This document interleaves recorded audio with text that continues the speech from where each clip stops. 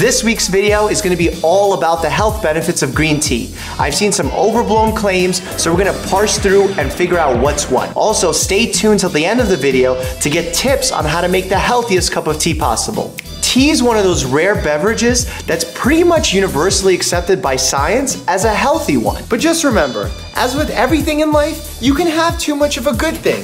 So don't overdo it with the green tea. The number one thing that makes green tea so good for you is that it's loaded with healthy nutrients. All of these bioactive polyphenols are awesome for your health. You may have heard of some of them known as flavonoids or catechins, and what those are just antioxidants. What antioxidants do is prevent free radical damage to your body. And free radical damage to your body over time causes cancer. But let me break that down a bit. I know all of you have faucets at home, whether it's in your bathroom or in your kitchen. Some of those faucets have rust on them. The rust is a direct result of that free radical damage we always talk about. Now, antioxidants prevent that rust from forming. So think of antioxidants as the rust prevention within our own bodies. Yes! That's awesome! Within media, it's been mentioned before that those who drink green tea have lower rates of cancer. And it's been theorized that it has something to do with the huge amount of antioxidants found within green tea. We have to not get too excited by this fact because this is only a correlation and not a causation. Yes, it's good to drink green tea, but no, it's not going to cure and prevent all types of cancer. Second great point about green tea. If you got stinky breath, maybe you should try some green tea. But that's none of my business. The nutrients within green tea that we just mentioned on this last point, known as catechins, do a great job of inhibiting and killing certain types of bacteria. In fact, studies were done and proved that bacteria known to cause bad breath within your mouth was killed by drinking green tea. Also, when you have less of that specific bacteria, you have less plaque. So green tea also decreases the risk of developing a cavity. Point tray about green tea. It does a great job of giving you stable energy without all the jitters. It has about 30 to 50 milligrams of caffeine, which is roughly half a cup of coffee. You're still focused, you're still stimulated, but you don't have that jittery feeling that you get with a big cup of coffee. Another nutrient within green tea that works together with caffeine to boost your brain function is called L-theanine. Its benefit is that it gives your brain relaxation without the added sedation or drowsiness that come along with other relaxing agents.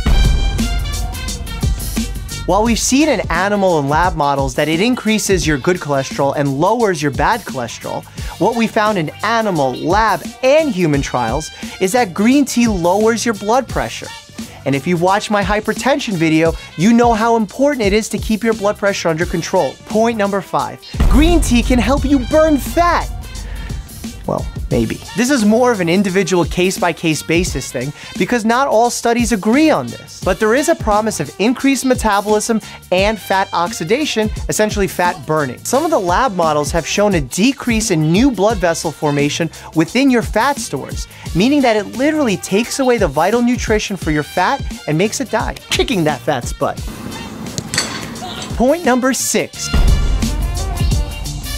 Animal and lab models both show that catechins, the nutrient we keep mentioning over and over again, decrease the risk of you developing Alzheimer's and Parkinson's disease. Science isn't clear on why this occurs, but it's theorized that it has something to do with the decrease in the development of plaque within the brain. If that doesn't encourage you to take a sip, I don't know what will. Point 7. Now this is the game changer. This is the one that everyone gets excited about. Green tea may increase your lifespan. There's been a ton of research done on this. Some studies even have 40,000 participants that show those who drink 3 to 5 cups of tea a day have an increased lifespan, have a decreased all-cause mortality, that means dying from anything, have decreases in heart disease, decreases in strokes. But before we get too excited, we need to remember correlation versus causation.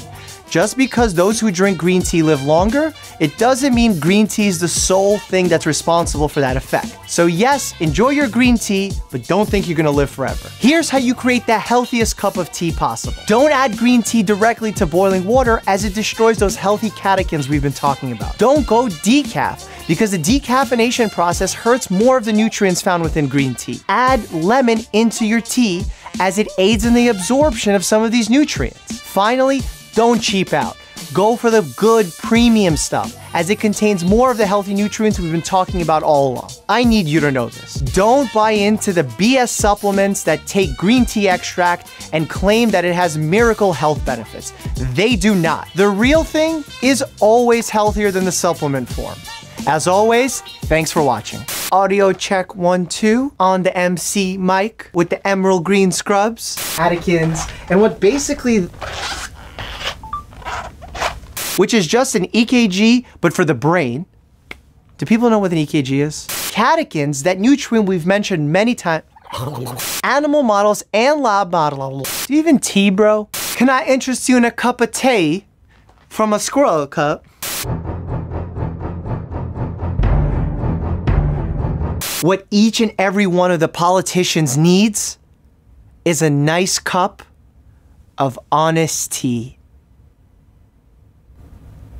All right, I got a better one. What do you call a dentist who doesn't like tea? Dennis? Was that good? Kids, don't try this at home. Do you get it?